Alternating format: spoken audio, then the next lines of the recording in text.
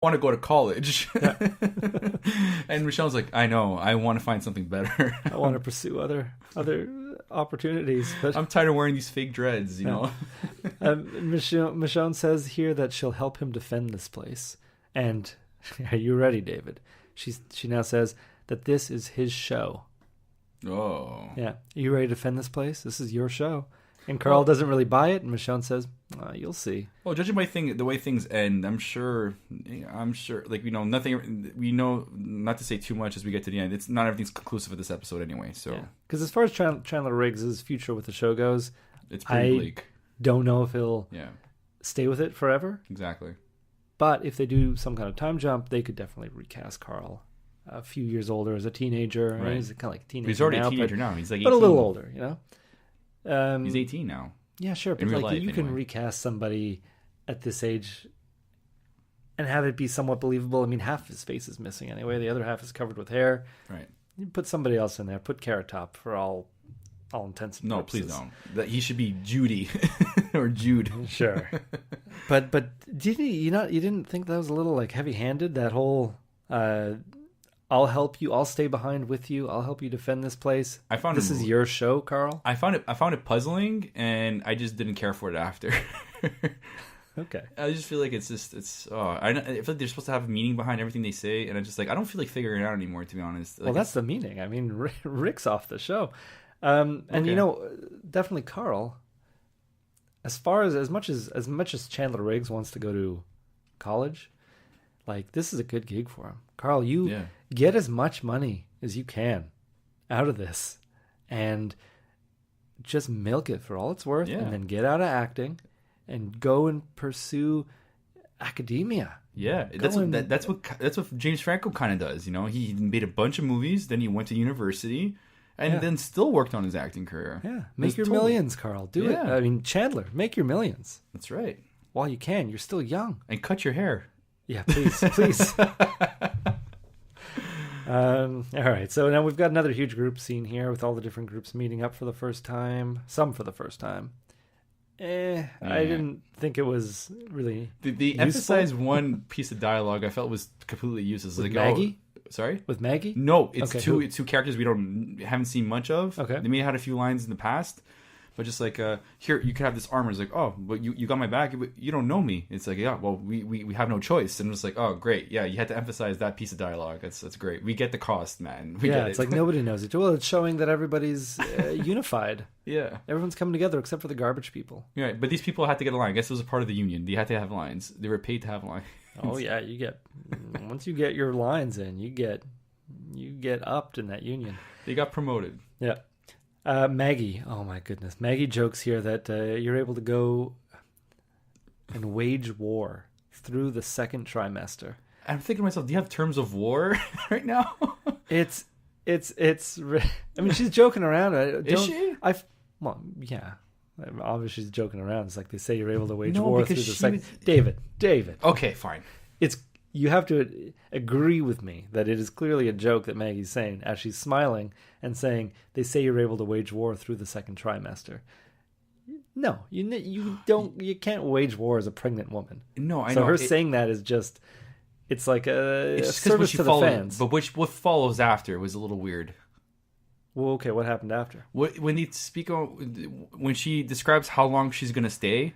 Oh, yeah. And I'm saying to myself, how much of a structure do they have for diplomacy for like the first wave, the second wave? And I'm just saying to myself, it's like, well, I don't get it. Like this, I know they're organized, but like she's always thinking. Like I'm thinking to myself, like when when 13 colonies versus like the British, basically, having that line of fire kind of thing, and then like they have this diplomacy where who goes first, who fires first, or whatever. Then after that, basically both sides collide. I'm thinking to myself, she's kind of talking like it's like that, like it's like some sort of like civil war. Yeah, like, 13 colony civil war kind of depiction of war, and I find that a bit unusual. And she says, okay, I'm only staying for the first wave, by the way. And by the way, she does not look like she has like progressed in pregnancy at all. No, I was gonna say that because I was thinking Judith has done more progression than Maggie. Judith has grown years older in the time that Maggie has claimed she was pregnant, and I kind of forgot that she was pregnant until she said that joke about the trimester. Like, why is AMC reminding me of this and not? It's like a cruel joke. It's just saying, like, well, we're not even gonna put a pillow under her shirt. It's I mean it's Bonnie from Family Guy. It's the complete opposite. Bonnie from Family Guy stays pregnant. Yeah. No, actually, she eventually does give birth. Eventually, which is at least she does. Yeah. Well, but is Maggie ever gonna give birth? It's not gonna be like a tiny embryo just growing in her body, and it's just gonna just crawl out one day. I don't think she has that baby anymore. That's a good I think call. she lost that baby. Maybe you think she'll reveal. I think it would make sense that she would. I wouldn't be surprised if she reveals that next episode. Like, by the way, I lost the baby. Like, yeah, we figured. Yeah, we figured when you didn't give birth 2 years ago.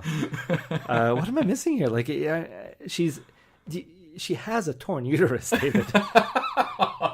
She was supposed to stay in bed. That's not funny. But okay, it's not okay. I'm willing to forgive. I'm laughing because it's and not funny. Forget. I'm willing to forget she has a torn uterus because I think the writers must have forgotten as well. Unless you can heal from that. I don't know if you can heal, but it doesn't look like she's been doing any healing. No. Just looks like she's been. But they address the fact that they have a doctor, so they have to. They're assuming she's still pregnant. They don't have the doctor anymore. No. They said they want to get him back, but then Ezekiel offers up his doctor in the kingdom. So yeah. Doesn't take a doctor to know that she hasn't given birth in 4 years. She's probably not going to. Well, I'm no doctor, but if you haven't given birth in this much time, there's something wrong. Yeah. Like false birth, something like, have you checked the toilet since you last spent? Or I don't know what. I don't know. It's one of those little details that some people just probably don't care about, and it's fine. Like, you don't need to. It shouldn't be one of those big hang-ups about the show. It's just I don't know why they're not doing anything. See, this detail bothers you, but the Judah thing is bothering me, and a little bunch of other details. Yeah, but kids, that's acceptable to me because kids are so hard. They grow so fast. They do, but that's what at recasting a certain point, is all about. Recasting, I mean, that's why the Olsen twins were twins. That's why they cast triplets if they can, quadruplets if they can, because you gotta just. Well, actually, that doesn't make sense. You can't apply it to this situation. I can't apply it to this at all. No, that's just to get more hours out of one kid. Exactly. So what I'm trying to say, to save, so it's actually more expensive, anything. What I meant to say is sometimes they use younger brothers of people. Yeah, that makes sense. And keep recasting that way. Younger sisters. Not as common. Siblings, yeah. Siblings, sure. Yeah, but casting twins to like do stunt doubles or like to have some sort of special effects of some sort of, some sort of like replicant or clone or doppelganger or something, that's always cool. Yeah. That's what I would love about Terminator 2, but that's another conversation. Oh yeah, Arnold Schwarzenegger's twin brother? No. Linda Hamilton's twin sister, actually. Identical twin sister, so. I know. It's actually Arnold Schwarzenegger's twin sister. That was one of the T2s, but they shaved her head and removed all the muscle. Watch the commentary. You'll learn. James Cameron vouched for it. Yeah. So now we got. What does Ezekiel say here? It really bothered me. On this day, we decide to shape the world for your child and the children to come. It felt like a Backstreet Boys song.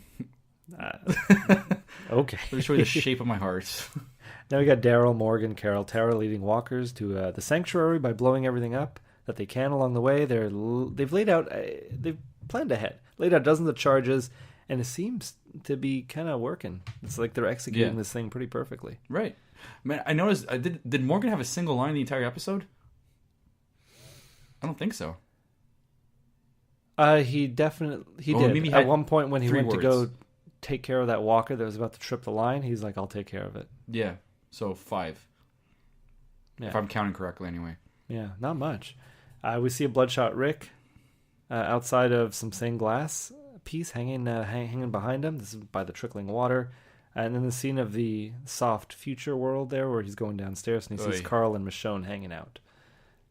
Not much. It's going on in the background. Right. Carl didn't age, but Judith. Yeah, well, they didn't focus too much on Michonne. Carl's walking by. We can see he still didn't get a haircut, but we can't really see if they've progressed much in age. Well, that's the thing. Michonne didn't age at all. No. At all. And Rick is the only one who's taking, age is really, that's taking a cost on his health. Yeah, I mean, we don't see Judith just yet, but when we do see her, I'd say she's about 8 now, so maybe she's aged by 4 years. Rick, this is not a 4, Rick looks like Viggo Mortensen. No, Viggo Mortensen looks great, okay? Yeah, but he's old. I don't care, he still looks great. He still looks like Aragorn as far as I'm concerned. Sure, but, Aragorn, that was 20 years ago. That's true. But I'm just saying, he looks good. I don't know why I like him so much. I think it's because he's a Habs fan, but it's not just because he's a great actor and he just looks good. He knows to take care of himself. And looks like somebody I would like listen to because I feel like he would kill me. But no, Rick looks like well, I'm not saying Andrew Lincoln doesn't look good.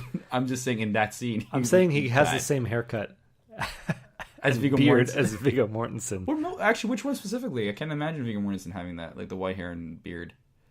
I can't remember exactly, but. Not my favorite films of him, like, Eastern Promises. He looks great. I'm just like up talking Viggo Mortensen the whole time. Why'd you bring him up? I wish I didn't, David. I wish I didn't. Viggo Mortensen was casted for Rick instead. Oh no, I don't. I do. No, I'm kidding. It's fine. I like Andrew Lincoln. I'm just.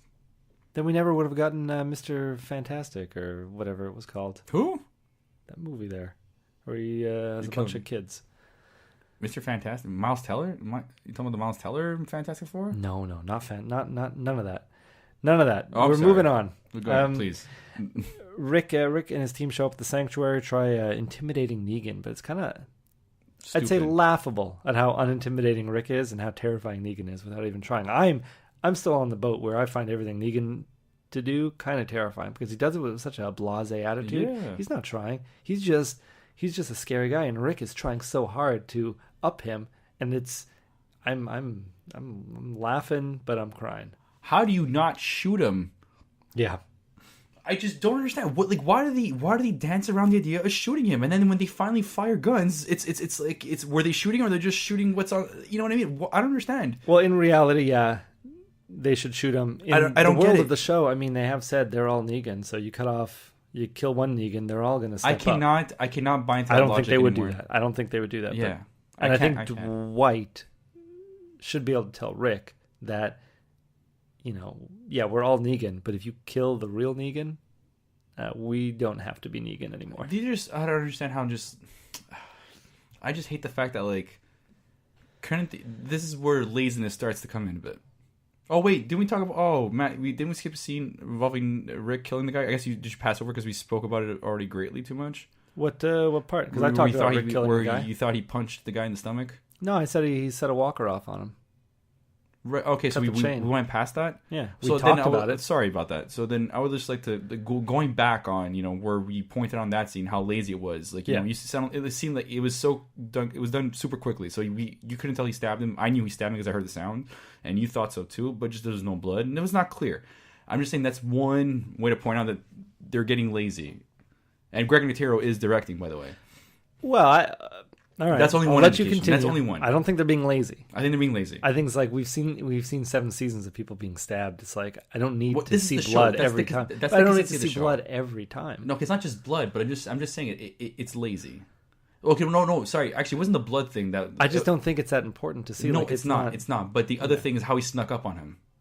That's kind of lazy. That was very lazy. There wasn't tall grass that he was hiding behind, and the guy was looking in that direction, just jerking around with the walker. And Rick appeared almost in the peripheral vision of where he was supposed to be looking, and snuck up on him and still managed to kill him. And I'm just like, that's lazy. But I mean, at this point, do you really want to see each one of those shots where they took over a place where the person's really sneaking up on them? Because Matthew, they could have just went behind them. That's all they had to do. They could have just gone as far. They could have just gone behind him and he could have snuck up on him. Now, back to the Negan thing. I'm just saying, why can't they just have Negan talk behind a wall? That's not Negan's style. It's Rick's style. But Rick is talking behind a wall. I just can't buy into the fact how they're not shooting him. Or if they want to kill him, why? Is it because he went through all the trouble of armoring the cars? And it's like, at this point, I don't want to kill him this way. I just want to do it the way we planned it. No, just kill him. David, answer me this question: would you be happy if in this episode Negan was shot dead? Yes. And then we just had another 15 episodes where we don't really know what's going to go. Well, Garbage Pail Kids are still out there, so I mean they could cause some torment. You just shoot them the next time you see them. Just shoot everybody the first time you see them. Exactly. Well, I'm just saying the structure in this is not. I can't buy into it. I can't suspend my disbelief this much. Is what I'm saying. But this is the age-old debate of why don't you just shoot the enemy when you have a clear line of sight. And but we don't talk about entertaining. No, but we don't talk about good films that criticize this. We're talking about really crappy, horribly done films or shows that just basically elude the fact that things could be done more efficiently. Yeah. We criticize them for a reason. Why is Walking Dead on that category? Why is it on that mantle? Why isn't The Walking Dead nominated for Emmys? Wow. Well, this is a big picture argument as opposed to just pertaining to this episode. But, you know, I'm going to keep criticizing the fact that, like, you know, the reason why you're not in the Emmy talks is because of reasons like this. Not just little ones, but just these are little things that, like, you know, a good show would be careful of and would not overlook. Yeah, but I mean, even the best shows do this. I don't have any examples, so don't ask me right now. No, that's fine. I get that. It's always, when you're watching a show, it's